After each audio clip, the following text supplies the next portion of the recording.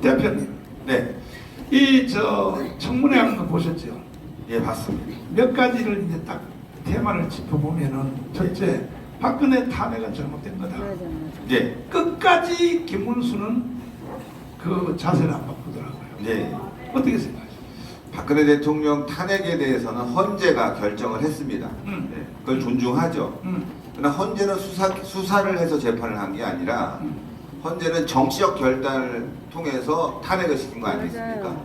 수사를 통해서는 박근혜 대통령의 죄가 드러나는 게 거의 없다시피 합니다.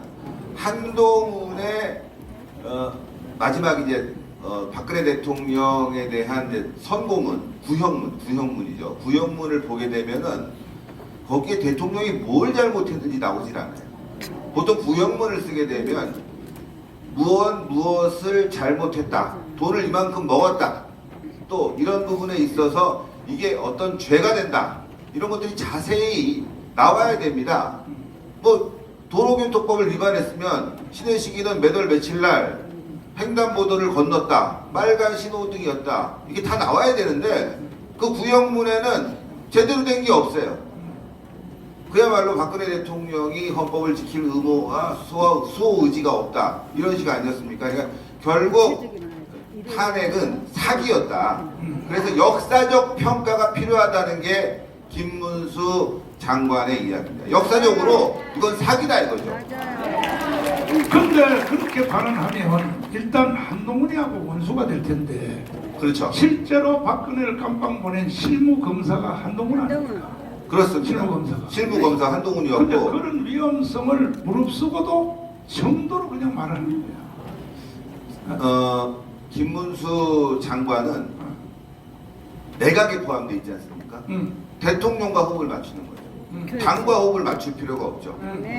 그렇기 때문에 소신껏 얘기한 것이고, 또 청문회 당시에 나온 내용들도 사실상 역사적 관점, 예, 그리고 평가에 대해서 얘기했기 때문에 한동훈 눈치를 볼 필요가 없습니다. 이거 눈치 보는 순간 완전히 이제 좌파로 가게 됩니다. 그 다음에 제주 4.3 사건 있잖아요. 예, 그것도 절대로 안 밀리더라고요. 폭동이라고 규정했습니다. 제주 4.3은 대한민국 정부 수립을 방해한 공산주의자들의 폭동이다. 이거 국회에서 얘기했습니다. 너무나 명백하게 얘기한, 대한민국 정치인 중에서도 국회에서 4.3에 대해서 폭동이라고 얘기한 사람이 한 명도 없었습니다, 여러분들. 근데 더 신기한 게 있습니다. 그 다음날 그럼 제주 4.3은 폭동이다 해갖고 보도들이 엄청 나와야 되거든요. 역사를 왜곡했다, 김문수는 나쁜 사람이다, 보도한 줄 안 나옵니다. 왜냐? 이거 논쟁 끌고 가면 끌고 갈수록 좌파들이 불리하기 때문에, 이거 폭동이란 거 너무나 분명하다, 한치의 오차 없는 정확한 발언 아닙니까? 제주 4.3은 대한민국 정부 수립을 방해한 공산주의자들의 북한의 지령에 의한 폭동이다. 여기서 빼고 더할 말도 없습니다. 자, 그 다음 마지막 강원에서 발언한 거 있죠. 예. 연설 나하고 4년 했잖아. 예, 그렇습니다. 한 거에 대해서 하나도 취소 안 하더라고요. 예, 취소합니다. 세월호에 대해서, 예, 세월호를 강원 광장에다가 10년 동안 추모소를 만들어 놓고 그렇게 하면 안 되지 않냐 그래. 절대로 안 믿는더라고. 그건 잘못하는 거라고. 그렇죠. 자기가 연설한 거에 대해서 책임을 지더라 이거야. 예. 어떻게 생각해? 막말에 대해서 책임지라고 민주당이 그렇게 공격을 많이 했습니다. 그런데 김문수 장관은 어떤 얘기를 했냐?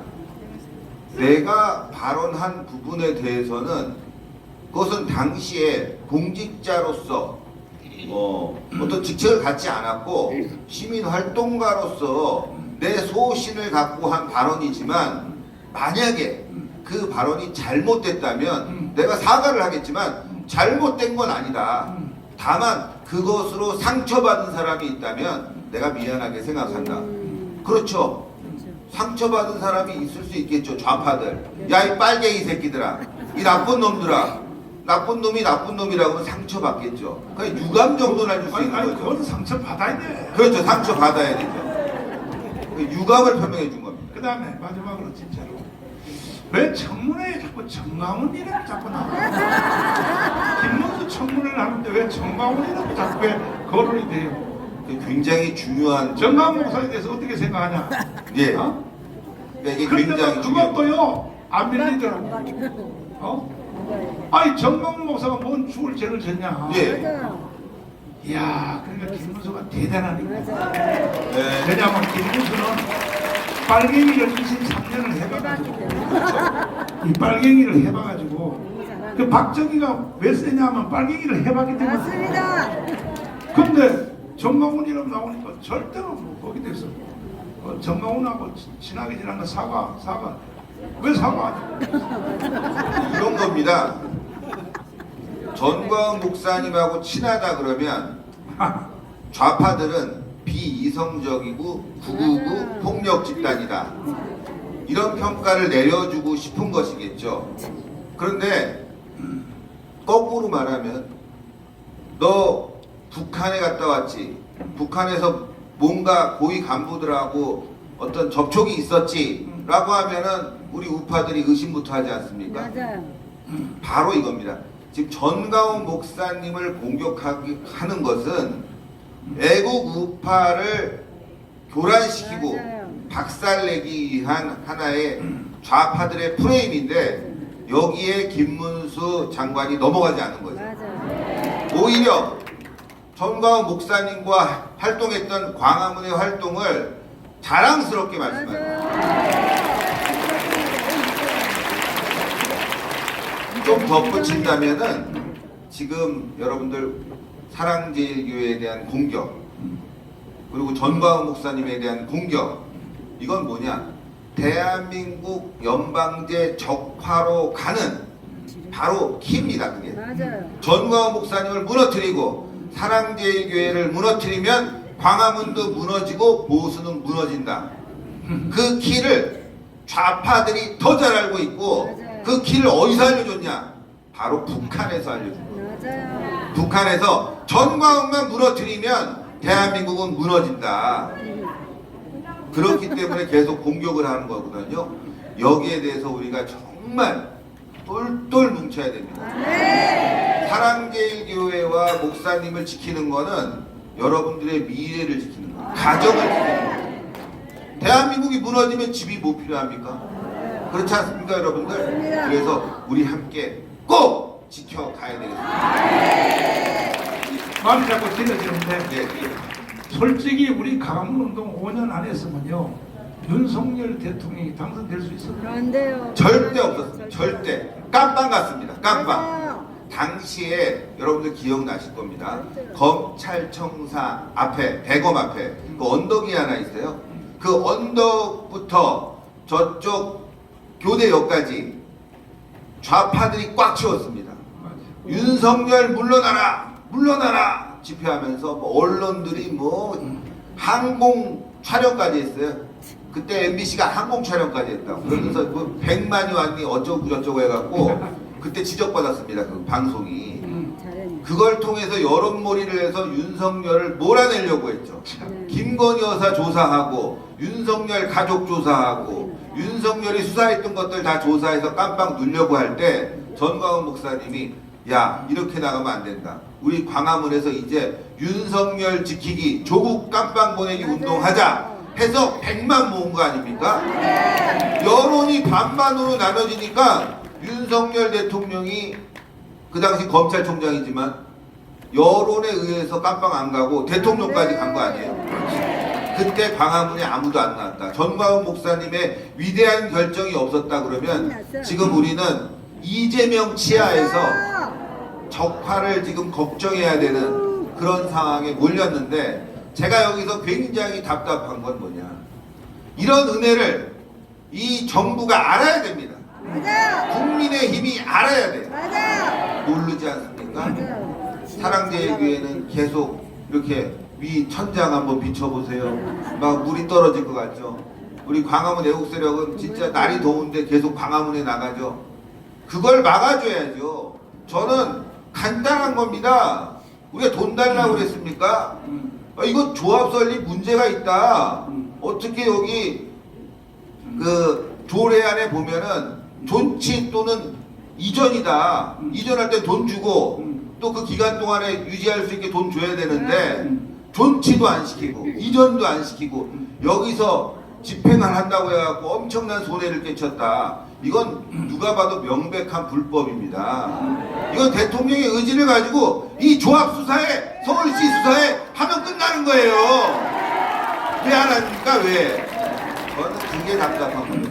그거로 인해서 얼마나 많은 피해가 있습니까 우리가. 그래서 윤석열 대통령이나 국민의힘은 이거 우리의 그 광화문 애국 세력의 힘을 무시하지 말고 함께할 생각을 해야 되는데 지금도 한동훈이 들어왔지 않습니까? 정말 내가 저 어제 방송 보면서 기사 보면서 열 받았어요. 여러분들 지금 이재명 만나서 뭐 얘기해야 됩니까? 니네들 지금 입법 폭주하고 있다. 대한민국 적화로 끌고 가고 있다. 맞아. 윤석열 대통령께서 대한민국 반국가 세력들 척결한다고 하는데 국가보안법 강화시킨다. 간첩법 만든다. 내가 발의하고 싶다. 너네도 동조해줘라. 그리고 대장동 사건 진실규명해야 된다. 우리가 해야 될 얘기들이 있지 않습니까? 그렇지 않습니까? 근데 지금 내일 무슨 얘기하냐? 세상병 특검. 그리고 25만 원 지원. 노란 물티법. 왜 만납니까? 아니 저 한동훈은 빨리 사퇴해야 돼. 맞습니다. 저 사람은 우파라고 할 수도 없고. 저기 김문수 지사님 내가 구속될 때 그 서초동에서 그 울면서 연설한 그 영상 한번 찾아봐요. 김문수 지사님이 내가 구속되던 날 서초동 법원 앞에서 울면서 차량 안에서 연설한 게 있어요. 들어보라. 이것도 이 좌파 애들이 그렇게 시비를 걸더라고. 정광훈을 위해서 뭐 왜 울었냐? 사실 김문수 장관님은 광화문에서 열심히 활동하셨고 전광훈 목사님과 함께 했는데 중간에 여러 가지 과정 중에 목사님을 힘들게 한 점도 분명히 있습니다. 네, 있어요. 그때 목사님이 김문수 장관을 다시 손잡아 주지 않았으면 지금 장관 못 됐습니다. 그냥 낭인이 되는 거죠. 목사님의 영향력이 있기 때문에 그나마 그래 우파를 한번 이번에 써보자. 그래서 경사위에 위원장도 된 거고 잘 하시니까 장관도 된 거 아닙니까? 목사님의 이 큰 호용과 아량이 없었으면 김문수 장관은 지금 장관이 아니라 유튜브도 수익 정지돼 갖고 굉장히 어려웠을 겁니다. 하여튼 그런 부분들 좀 전에도 목사님이 말씀하시길 몇몇 사람들 반성하고 돌아오면 받아준다. 그렇게 해야 됩니다. 다 받아줘. 예, 그게 우리를 강하게 만든 겁니다. 진짜로. 뭘 몰라서 그러니까. 저도 그때 눈물 흘리면서 강연하신 거 연설한 거 김문수 장관 거 봤는데 어쨌건 목사님이 용서해주고 포용 안 해줬으면 이 영광스러운 장관이라는 자리까지 가지 못했다. 그거를 저는 김문수 장관이 알았으면 좋겠습니다. 알고 있겠죠.